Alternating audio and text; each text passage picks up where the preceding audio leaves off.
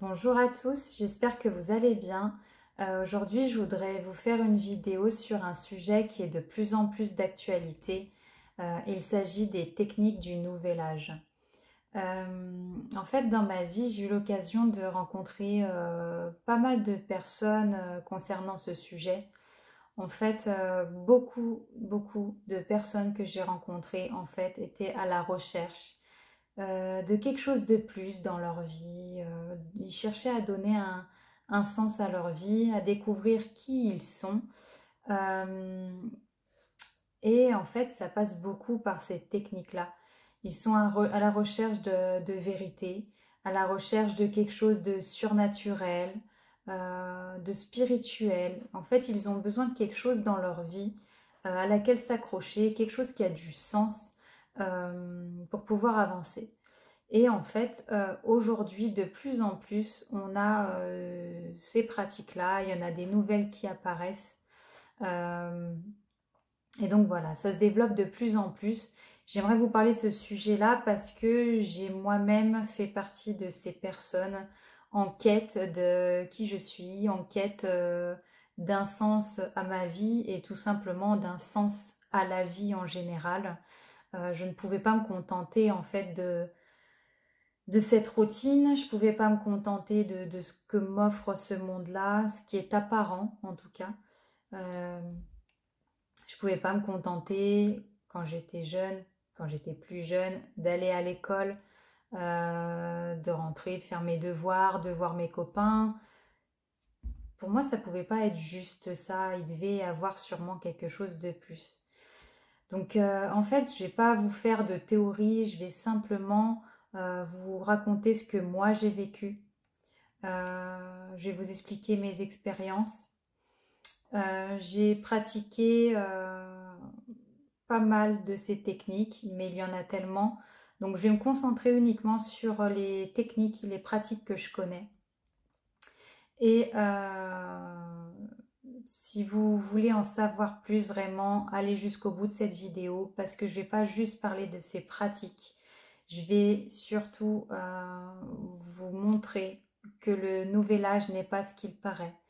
Le nouvel âge prétend aider les gens, faire du bien, amener à la guérison du corps, de l'esprit, de l'âme. Et en fait, pour moi, ça a été tout autre. Euh, Ces techniques, en fait, m'ont mené à l'occultisme, m'ont mené à des dérives. Mais dans tout ça, j'ai vécu des expériences extraordinaires. Alors, des expériences qui n'ont pas été très bonnes pour moi, mais de tout ça, il s'est passé vraiment des choses extraordinaires. Donc voilà, je vous fais pas plus attendre, je vous raconte tout ça.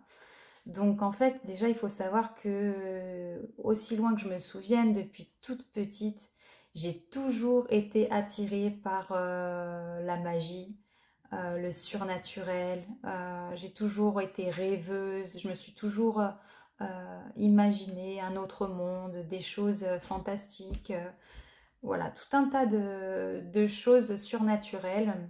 J'ai toujours voulu vivre dans un autre monde où on pouvait voir toutes ces choses. Donc voilà, depuis toute petite, ça a été comme ça. Par contre aussi, depuis que je suis toute petite aussi, j'ai vécu des choses étranges. Euh, j'ai fait énormément de rêves et de cauchemars. Ça, j'en ai parlé dans une autre vidéo sur les influences nocturnes. Donc, je vais pas m'étaler sur le sujet. Mais ça m'a toujours suivie. Et quand j'étais petite, je rêvais beaucoup de serpents, d'araignées, des choses qui me faisaient peur. Je rêvais énormément de loups-garous. Enfin, des loups, mais pas des loups-garous, mais des loups ouais, très spéciaux qui m'effrayaient. Et souvent, je rêvais de ces loups, mais qui étaient démoniaques, qui étaient comme possédés. Euh, voilà. Donc, j'ai un petit peu grandi au milieu de tous ces rêves, de ces cauchemars. Malgré tout, j'étais attirée par tout ce qui est étrange. Et je me souviens d'un rêve que j'ai fait à l'âge de 13 ans, qui commence par un rêve très, très rigolo, j'ai envie de dire. En fait, j'étais chez moi, donc chez mes parents, et j'ai vu une météorite tomber dans le jardin. Et je regarde par la fenêtre et cette météorite est tombée. Mes parents ont un grand poulailler, une grande cabane. Et j'ai vu à travers la fenêtre ce météorite qui est tombé, qui a traversé le toit et qui était du coup dans ce poulailler. Et en fait, je suis sortie de la maison en courant et j'ai voulu aller voir la météorite de plus près. Et, et quand je suis rentrée dans le poulailler, en fait, il n'y avait rien. Il n'y avait même plus, il n'y avait pas de météorite, hein, c'est un rêve, hein. Et, et il y avait une poule qui s'est mise à me parler. En fait, quand je regardais le mur en face de moi, je voyais un miroir, un miroir tout sale, tout poussiéreux, avec des toiles d'araignée. Et la poule s'est mise à me parler et à me dire frappe 3 fois sur le miroir. Du coup, dans mon rêve, j'ai frappé 3 fois sur le miroir. Et là, en fait, j'ai vu une dame assise, habillée tout en blanc, mais elle était toute pâle aussi, elle était toute blanche. Et juste eu le temps de me dire que c'était qui était cette femme à travers ce miroir qui s'était changé en tableau en fait, qui était cette femme, que la femme est sortie du tableau et elle a collé sa tête dans mon cou et elle s'est mise à parler dans une langue que je connais pas, une langue qui n'existe pas et, et elle m'a glacée, ça m'a paralysée. Et j'étais complètement glacée et elle était là, elle me parlait et j'étais terrorisée en fait. Et à ce moment-là, je me suis réveillée. J'étais dans ma chambre, dans mon lit et je ne voyais pas cette femme, mais je la sentais encore là. Et j'étais comme clouée au fond du lit. C'est comme si que quelqu'un appuyait de toutes ses forces pour m'enfoncer dans le matelas. Et je pouvais plus bouger, je voulais appeler mes parents, je voulais crier de venir me chercher, de venir m'aider. Il n'y a aucun son qui sortait de ma bouche, j'étais vraiment paralysée et terrorisée. Et tout d'un coup, ça s'arrête et, et là, je prends conscience, voilà, je me cache sous la couette, je laisse juste dépasser les yeux et je me dis, mais c'était réel. Est-ce que c'était juste un rêve? J'étais à moitié réveillée, je ne sais pas. Donc je reste quelques secondes comme ça à regarder un peu dans ma chambre, voilà. Et d'un coup ça reprend, d'un coup ça me recolle au fond du lit, ça me plaque contre le matelas. Je peux plus respirer, je peux pas crier, je suis paralysée. Et ça dure quelques secondes et ça repart. Après, c'est pas revenu. Mais bon, voilà, ça c'était une petite expérience que j'ai vécue déjà qui était, voilà, qui n'était pas anodine. Bref, donc voilà, j'ai grandi toujours à faire des cauchemars. Comme j'en parle aussi dans l'autre vidéo concernant les influences nocturnes, ces rêves ont empiré. Et après, il y avait une influence démoniaque, une influence satanique qui venait pendant que je dormais et qui m'ont fait poser beaucoup de questions sur mon identité, puisque dans ces rêves, euh, je rêvais que j'étais avec des femmes, que j'avais des rapports sexuels avec des femmes, et, euh, et c'était parfois c'était Satan qui me poussait à faire ces choses. Et c'est quelque chose qui m'a beaucoup torturée. Voilà, je l'ai développé dans cette autre vidéo si vous voulez aller voir. Je vous parle tout de même de ça parce que c'est un lien avec ces pratiques. En fait, après je suis tombée malade, j'ai eu la maladie de Lyme. Euh, et pendant que j'étais malade, j'avais plus le contrôle sur ma santé. Vous pourrez aller voir aussi ma vidéo sur la maladie de Lyme. Euh, et du coup, je me suis mise à chercher puisque la médecine classique ne m'apportait rien. je me suis mise à chercher dans d'autres choses. Et entre autres, alors je vous cache pas que j'ai noté parce que j'ai pas mal de choses à vous dire. Voilà, j'ai commencé à aller voir des médiums. J'ai fait le pendule. Euh, je suis allée voir des magnétiseurs pour voir s'ils pouvaient m'aider à me sentir mieux. Et j'ai commencé à tirer les cartes. Donc je faisais ça toute seule. Euh, j'ai développé un peu après ce que j'ai vécu dans chacune de ces pratiques. En fait, c'est juste pour vous situer dans le temps. Donc là, j'étais encore malade. Après, j'ai été guérie miraculeusement. Et c'est comme ça que j'ai cru en Dieu. Malgré tout, il y a eu tout un parcours, tout un cheminement. Et quand j'ai été guérie, en fait, j'avais tellement souffert dans ma maladie, non seulement physiquement, mais aussi beaucoup moralement, que je me suis dit, il faut absolument que j'aide les gens qui vivent ce que j'ai traversé. Donc, je me suis tournée vers toutes ces pratiques. Voilà. En plus, il y a eu la sophrologie, la PNL. Donc, pour ceux qui ne connaissent pas, c'est la programmation neurolinguistique qui s'apparente à l'hypnose. Le Reiki, qui est du magnétisme. Euh, Qu'est-ce que j'ai fait? J'ai fait une formation de massage. Bon, j'en parle parce que les massages ne sont pas mauvais, mais il y en a quand même certains qui sont vraiment tirés de l'occultisme. Euh, donc voilà, en fait, j'ai cru en un Dieu. Euh, j'ai voulu aider tous ces gens qui souffraient, donc je me suis mis dans ces pratiques-là. Mais petit à petit, en fait, j'étais tellement à la recherche de vérité, j'étais tellement reconnaissante de ce que Dieu avait fait pour moi, il m'avait ramené à la vie, quoi. J'étais en train de mourir, il venait de me guérir, il m'a fait vivre des expériences vraiment avec lui, merveilleuses. Donc, je voulais tout faire pour lui plaire. Et en parallèle de ces pratiques, j'ai vraiment recherché Dieu. J'ai vraiment recherché à comprendre qui il est vraiment.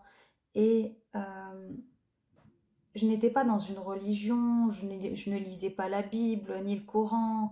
J'étais juste en train de chercher la vérité, qui est Dieu, et je l'ai fait au travers de la prière.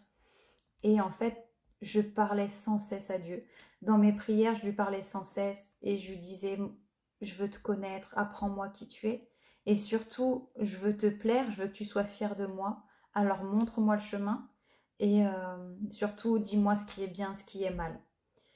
Et je vous dis ça parce que dans toutes ces pratiques, j'ai vraiment touché au mal. Sans le savoir, hein. Sans le savoir, j'ai vraiment touché à des choses qui étaient mauvaises pour moi, qui étaient mauvaises pour mon âme. Et dans tout ça, Dieu m'a gardée, Dieu m'a protégée. Maintenant, pour entrer de manière un peu plus précise, en fait, euh, je vais commencer par le médium. En fait, au départ, j'étais allée avec une copine qui était dans toutes ces choses aussi. Elle m'a demandé de l'accompagner chez la médium, mais j'étais censée juste regarder et juste l'accompagner. Sauf que la médium m'a dit que quelqu'un voulait me parler. Elle m'a dit que mes grands-parents étaient là et qu'ils voulaient me parler. Et je vous avoue qu'elle a dit des choses incroyables, des choses, enfin, elle a dit une chose qui m'a un peu perturbée parce que juste ma grand-mère, ma vraie grand-mère pouvait dire ça. Et je me suis dit, c'est bizarre que elle soit capable de dire ça, la médium, ça doit vraiment être ma grand-mère qui lui parle.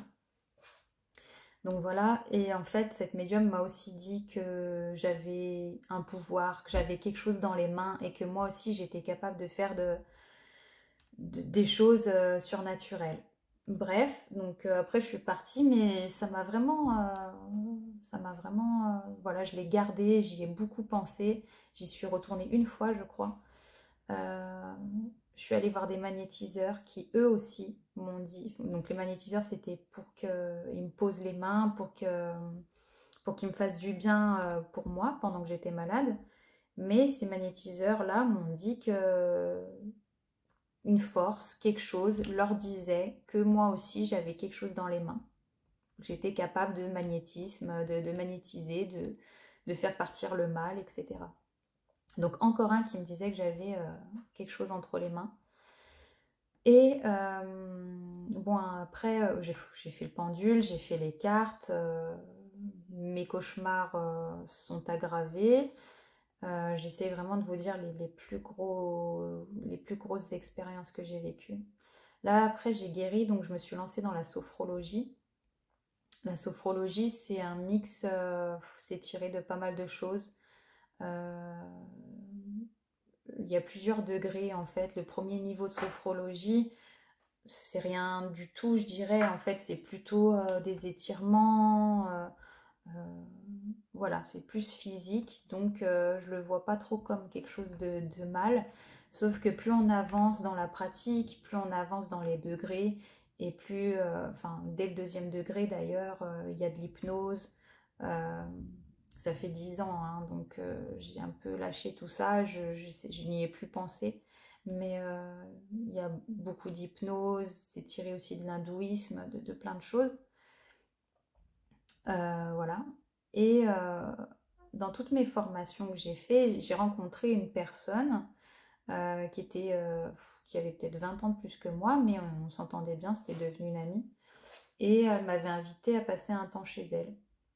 Et, euh, et elle, forcément, elle était aussi dans toutes ses pratiques.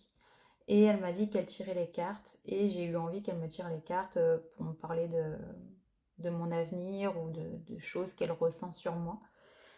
Et quand elle tire les cartes, elle me dit qu'on lui fait sentir.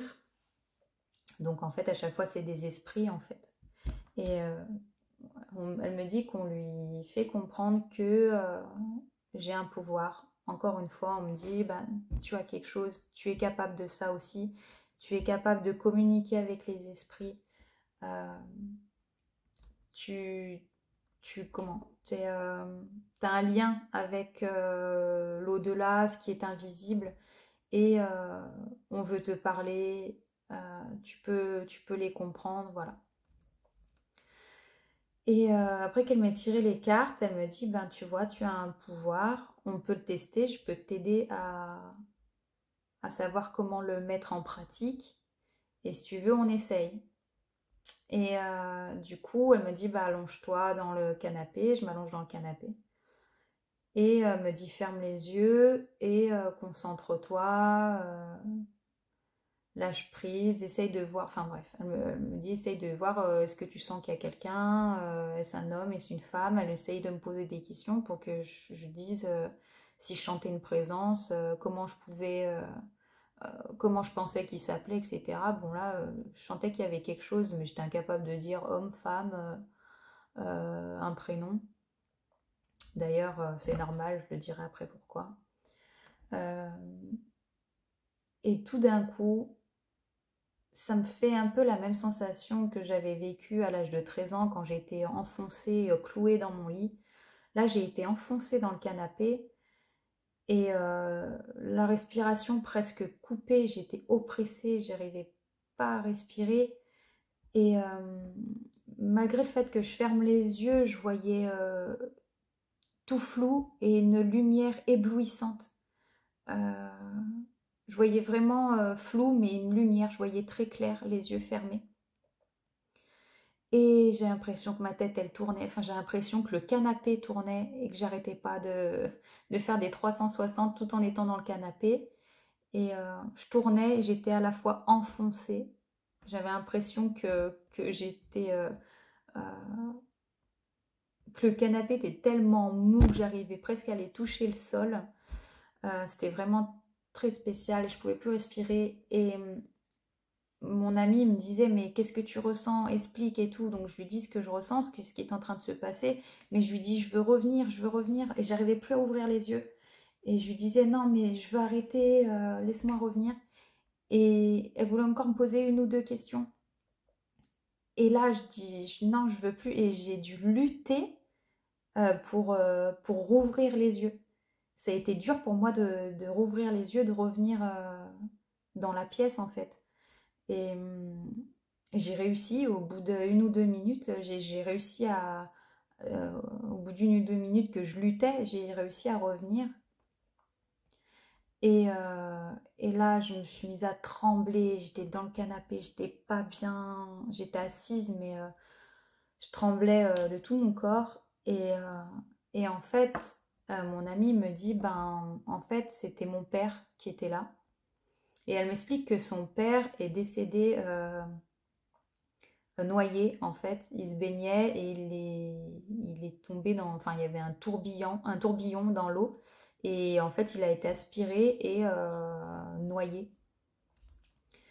Et en fait, je me suis rendu compte que ce que j'avais vécu, c'était la mort de son père. Et je voyais flou. Et cette lumière, c'était en fait le soleil que cet homme devait voir à travers l'eau. J'arrivais plus à respirer parce que lui était en train de se noyer. Et j'étais enfoncée dans le canapé comme lui dans ce tourbillon. Voilà, donc en plus elle me dit ça, donc ça me rassure pas du tout. Et là, tu trembles pendant 1 heure et demie, 2 heures, pas bien, à trembler et tout. J'ai repris la voiture, je suis rentrée chez mes parents. Désolée. Et je suis rentrée chez mes parents. Et, et en fait, je viens de voir que ça fait 21 minutes que je parle. Je suis rentrée chez mes parents et le soir, quand je suis allée me coucher, quand je me suis allongée dans le lit, ça a recommencé. Ça a recommencé exactement pareil que dans le canapé. Et vu que je croyais en Dieu à ce moment-là, j'ai prié Dieu de me protéger et que je voulais plus jamais ressentir ça et de me donner sa protection, que je voulais pas avoir affaire à des esprits, voilà. Donc j'ai prié Dieu et c'est parti. Et j'ai pu dormir tranquillement. Voilà vraiment une grosse expérience que j'ai fait. Après la sophrologie, je vous disais, plus on avance dans la pratique, plus on le fait, parce que c'était vraiment une formation que je faisais, donc j'y allais souvent, et plus on le fait, et plus on rentre facilement dans cet état d'hypnose. Et on nous a demandé de faire un exercice, en fait, donc on était assis sur une chaise dans la pièce. On nous a dit de fermer les yeux. Voilà, ils ont fait la forme d'hypnose. Et, du coup, on devait s'imaginer nous voir en dehors de notre corps. Donc, j'ai fermé les yeux, je me suis imaginée à côté de moi, en fait, et me regarder assise là. Ça a commencé comme ça. Après, on devait s'imaginer à l'autre bout de la pièce, d'avoir un regard extérieur sur nous. Donc, j'ai imaginé ça aussi. Et en fait, petit à petit, on devait s'imaginer de plus en plus loin. Donc on devait imaginer la pièce vue du haut, en se voyant toujours, en se regardant.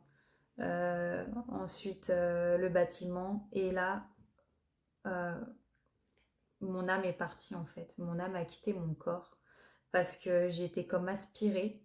Euh, j'ai vu la rue, j'ai vu la ville, j'ai vu la France, j'ai vu la planète et je suis partie. Je suis partie, j'étais...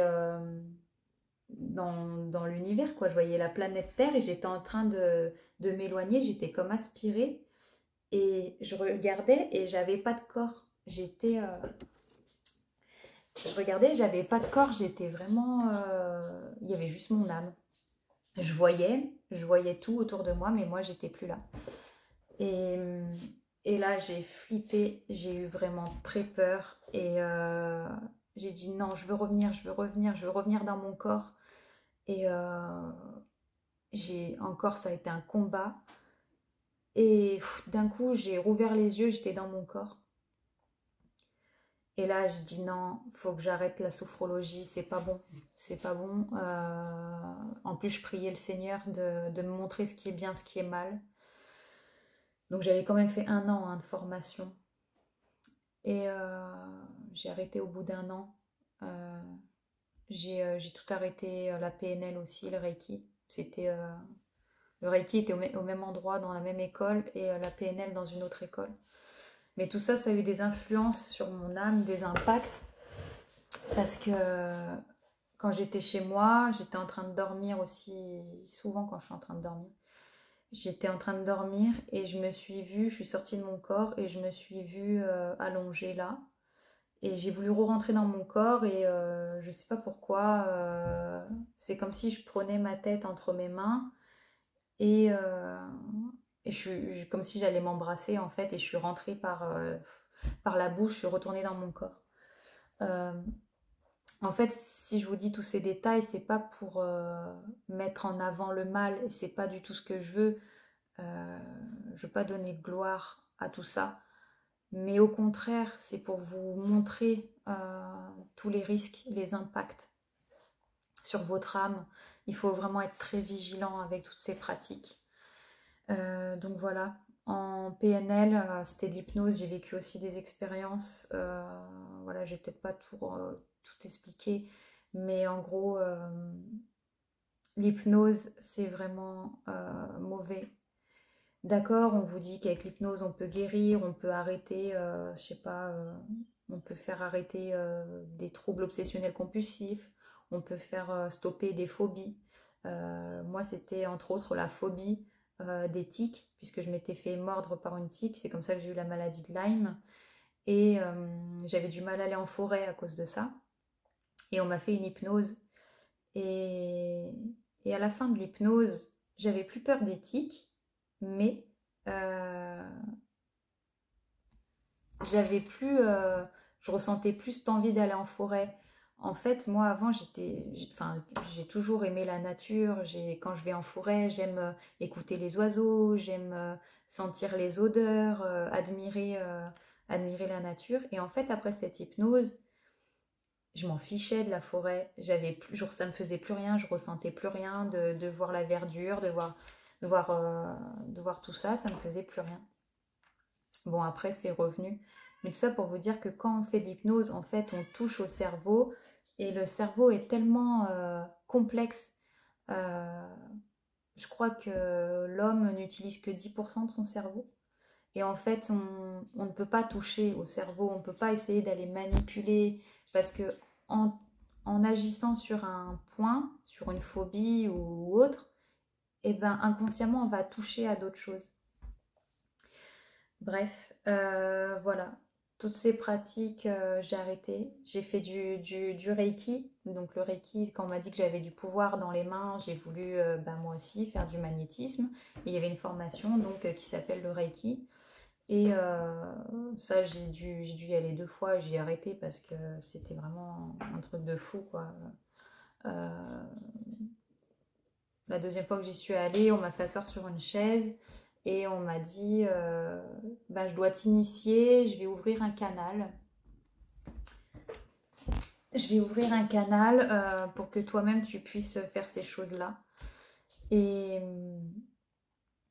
et en fait, la personne qui m'a initiée prononçait des mots qui n'existaient pas, prononçait des formules, etc. pour que je devienne ce canal.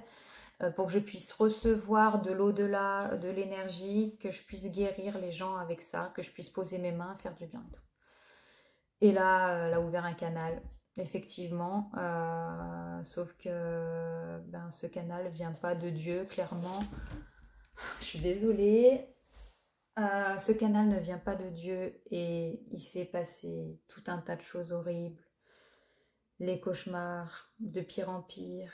Il se passait des choses dans mon quotidien. Je peux pas tout raconter. Ce serait vraiment trop long. Mais tout ça pour vous dire que il ne faut pas toucher à toutes ces pratiques qui... On vous annonce ça comme quelque chose de bien, qui va vous faire du bien. La plupart de ces pratiques aussi vous font croire que vous êtes votre propre Dieu. Que vous pouvez trouver la guérison en vous-même, que vous pouvez accomplir des choses, que vous avez des pouvoirs surnaturels. Tout ça, c'est un mensonge. C'est un mensonge du diable, en fait. Parce qu'il y a le bien, il y a le mal. Et c'est aussi un mensonge du diable, en fait, qui veut vous faire croire qui veut vous faire croire que vous êtes quelqu'un de spécial, que vous avez des capacités. Par exemple, il veut vous faire croire aux esprits, que vous pouvez communiquer avec les esprits, avec des gens qui sont morts. Par exemple, un médium m'a fait croire que ma grand-mère me disait quelque chose. Et tout ça, c'est pour vous attirer. Et la plupart des gens qui font ces pratiques-là n'en ont même pas conscience. Ils pensent vraiment que c'est bien. Ils pensent faire du bien aux gens. Mais tout ça, c'est des mensonges pour vous attirer. Le diable veut vous éloigner de Dieu, en fait. C'est son seul objectif. Donc, il va vous faire des compliments. Il va vous faire croire que vous êtes quelqu'un de spécial. Il va vous faire parler avec quelqu'un qui est mort de votre entourage. Et tout ça, c'est que de la manipulation pour vous garder dans ces choses-là et vous faire du mal. Parce que s'il y a des choses qui paraissent vraies au premier abord, avec le magnétisme, une douleur qui s'en va, vous vous rendrez compte par la suite que c'est qu'un mensonge parce que vous avez quelque chose de bien qui vous arrive sur le moment et par la suite, il se passe plein de choses mauvaises parce que des portes sont ouvertes, vous êtes torturé dans votre quotidien, voilà, vous n'êtes pas bien, vous pouvez tomber en dépression, il peut y avoir des disputes, des séparations avec votre conjoint, voilà, des disputes dans votre famille. Tout ça, en fait, je m'en suis rendu compte petit à petit parce que Dieu m'a protégée de tout ça. Quand je lui ai demandé de me montrer ce qui était bien, ce qui était mal, petit à petit, il m'a montré que tout ce qui arrivait, en fait, était lié à ces pratiques. Donc, j'ai tout arrêté. Et clairement, quand il y a le bien et il y a le mal, il n'y a pas d'entre-deux. Et si vous voulez suivre le bien, choisir Dieu, c'est ce que j'ai fait petit à petit. En fait, j'ai choisi le bien et c'est comme ça après que j'ai rencontré Jésus. J'en parle dans mon témoignage sur les rêves, les influences nocturnes. J'ai rencontré Jésus et je me rends compte que j'aurais pu être possédée, il aurait pu se passer tout un tas de trucs. Il m'a vraiment préservée. Et quand j'ai rencontré Jésus et que j'ai vraiment vu l'amour incarné, la paix, la joie, tout ce qui pouvait m'apporter de bien, mon choix était vite fait. Et en fait, il fallait que ça soit catégorique. Donc, je me suis débarrassée de tous les livres que j'avais. J'avais une bibliothèque entière de plein de livres en rapport avec toutes ces choses. Voilà, qui parlaient d'esprit, qui parlaient de toutes ces choses. Je crois que je dois préciser aussi que les esprits n'existent pas. J'ai appris ça aussi par la suite, je l'ai compris, je l'ai expérimenté. Les esprits n'existent pas quand les personnes meurent, vont dans ce lieu d'attente en attendant le jugement de Dieu.